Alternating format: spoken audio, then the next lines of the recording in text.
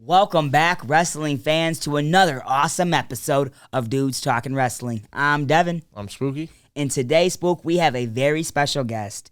This man has the most career wins in Monroe County history for wrestling. Nice. This man is a two-time state champion.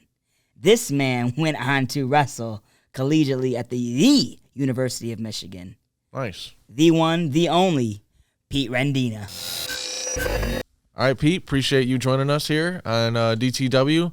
I see you brought a belt. What's going on with this? Yeah, I won my fantasy league, so, Man, figured it made sense. I guess so. He just wins everything, ladies and gentlemen. So let's kick it off right here. So we're talking collegiate wrestling. We're talking about amateur wrestling, wrestlers that have entered into the professional world. What names come to mind?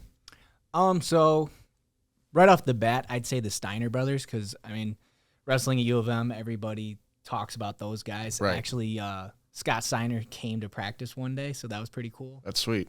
Didn't talk to him or anything, but got to, hey, there's dude from WWE. That's pretty dope. Right. I think he actually still holds the pin record at U of M. Okay. It's like 15 seconds. Nice. I think actually Rick was a better collegiate wrestler than Scott, though, but Scott had more fame and kind of is more memorable on the WWE circuit. Or right. Was it WWF when they were there? Yeah, it was WWF. Yep. When was that transition from WWF to WWE?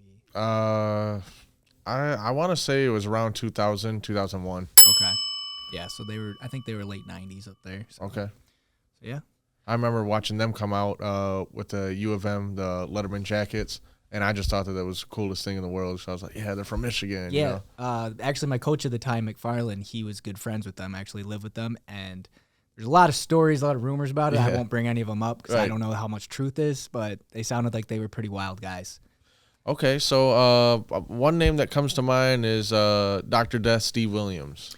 Yeah, so he actually wrestled at Oklahoma, which, Oklahoma was a big powerhouse for NCAA. Mm-hmm. He was a 4-time All-American, and I believe he was a runner-up as well. Nice. I don't know too much about Dr. Death. I know you're a big fan of his. Yeah. But, being a 4-time All-American, that's a big thing in collegiate wrestling. Sure. Okay, so let's talk Shelton Benjamin. Shelton Benjamin, another big one, Minnesota guy. I think he was a 2-time All-American. I think he wrestled junior college a little bit, but definitely big name. And going off of Minnesota, Minnesota turns out WWE superstars. Brock Lesnar, right? Brock Lesnar's the biggest one as of right now, I think. Okay. Honestly, the cool story about Brock Lesnar is he was wrestling junior college, and at an open tournament, the Minnesota coaches saw him, and this is before social media and the internet and all that stuff, and they're like, we have to get a hold of this guy and get him on the squad before any other college reaches out. So I thought that was pretty cool. He went on to be a national champ for Minnesota. Yep. And, the rest is history for him. Yeah, definitely. And he's still wrestling in WWE today, so he's still one of the top guys. But, Minnesota, the biggest name to come out of there right now, Gable Stevenson, who is on the amateur circuit right now, right? Yeah, he is. So a lot of collegiate wrestlers, even other athletes, I think, are getting into that as well. Right. I know Mason Paris, who's the heavyweight for Michigan right now, he is in that program. Colton Schultz, who wrestles for Arizona State. So these guys are the next to come up then. Yeah, so they're still wrestling collegiately. I think this is Mason Paris's last year. He'll transition into that, I believe. There's another one, Oklahoma State, AJ Ferrari, who was a national champ last year but got into some legal trouble. Right. So I don't know. He's kind of in limbo right now. I don't think they released him yet, but he's still very young though. I think he's only 20 years old. So. Yeah, so he still has time. So it's pretty cool to see these guys getting these opportunities at a young age like that. Right. Was that anything of I guess your passion when you were wrestling? Did you want to take it a step further, or was it just you knew it was going to end, after college? Or I think with wrestling, there's the international with you can go to the Olympics, you can win a gold in the world, but there's no pro wrestling. So I guess this is a step for these guys to actually gain a following, gain some publicity. But wrestling is becoming more mainstream now with different outlets like Track Wrestling, Flow Wrestling. They, are promoting it, following events. Even high school events, kids are, their matches are online, so you can follow that. That was never something that I had. But I think going from high school to college, I got to college and kind of, at that point, it was beer and girls, or Right. keep wrestling. Right. So how many years did you wrestle overall? So I started when I was 9 years old.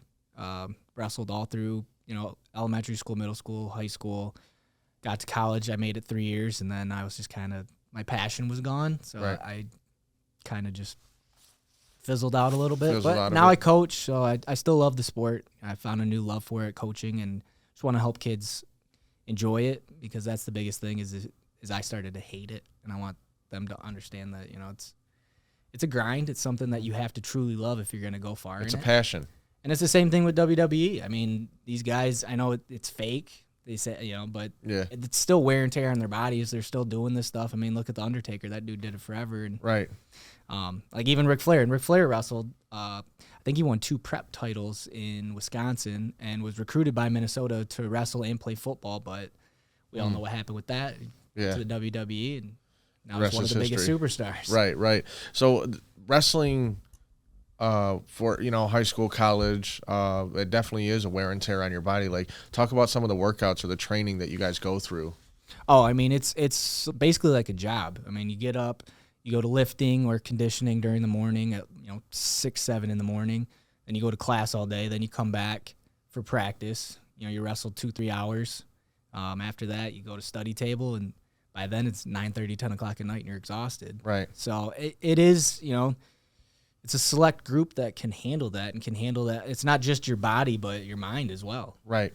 What would you say was the most important victory of your career? Most important victory of my career? Probably my first state championship in high school, because there was, if you look at the bracket, like Michigan-wise, there were, I think, 5 or 6 future state champs. There was 2 eventual 3-time state champs, and then 2 runners-ups on that chart. And like a lot of those guys went to Division I schools to wrestle after. So winning that chart was pretty cool. Looking back on it, it's in my parents' basement, so it's just memories now, but it's kind of cool, like going down there and just seeing it, like, man. Definitely. That's an accomplishment. Yeah, it's part of history now. It's part of you. Were you a wrestling fan of like WWE or WWF when you were doing this, or was it I think everybody was. Like growing up, like definitely I loved playing like N64 Warzone. Like that was the coolest game. Yeah. I loved, like, I was a huge Stone Cold Steve Austin fan. The Rock decently, but I think like that time period, those were like some of the big guys. Yeah. But I love Stone Cold. Stone Cold was on the cover of Warzone, wasn't he? Oh yeah. Yeah. Arms in the air up on the tight ropes. Oh, like, yeah. I loved that. Okay. So any last minute words that you want to say, or any advice that you want to give to anybody that's, in amateur wrestling right now, or making the jump to college? I think starting out, you got to make them enjoy it. Definitely. If you don't enjoy it, you're not going to have that longevity to continue wrestling. So just make it fun for them, like especially kids that, they come in and have no idea what's going on, because once they get to high school and college, it becomes a grind. It becomes a job. So if you don't have that love for it, you're not going to continue on. But one other college guy I wanted to promote that we skipped over was Dolph Ziggler. Oh yeah, Dolph. I didn't even know until you told me that he was. Yeah, so Dolph, he was an amateur wrestler. Dolph, I think collegiately had some pretty good success, but on the high school circuit, he wrestled for St. Ed's, who is like one of the epitome of like high school programs in the country. Like they always have a top 10 program. Mm-hmm. He, I think, holds the pin record, which is 92 pins for St. Ed's. Wow, for the whole year? That's career. But wow. To have that record for a storied program like that is pretty cool. No, that is. And he himself even went on to be one of the top guys in WWE and is still pushing through. So yeah, so I'm sure there's guys that we skipped over that we wrestled collegiately that had success in WWE, but we'll be here all day if we keep going over names that. Yeah, the list goes on forever. But Devin, I just want to thank you for coming on, giving a little bit of backstory, and also giving some knowledge on the history of wrestling. Definitely appreciate it. Definitely good show. Make sure you guys are subscribing and following. Yeah, so you guys, if you guys like what you see here, leave us a comment below which one was your favorite amateur wrestler, whether it was Shelton Benjamin, Dolph Ziggler, Brock Lesnar, or even the Steiner Bros. Be sure to hit subscribe and click that bell for notifications. This is Dudes Talking Wrestling.